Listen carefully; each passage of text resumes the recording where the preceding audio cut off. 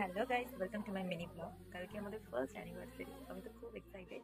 বাবাই এখন অফিস থেকে ফিরবি, তো আমি ভাবলাম একটু ছোট্ট করে কিছু আয়োজন করা যাক, ওকে একটু সারপ্রাইজ দেওয়া যাবে। তো আমি চলো কি কি করছি দেখাই।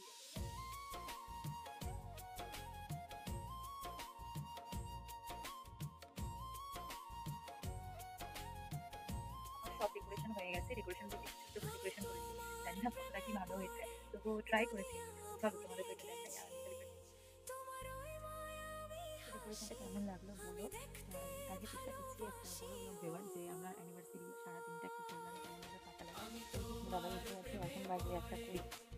তো তুমি 5 মিনিট কাটিয়ে দিচ্ছিল, আমি যখন এই জন্য এখানে গুছিয়ে দিই।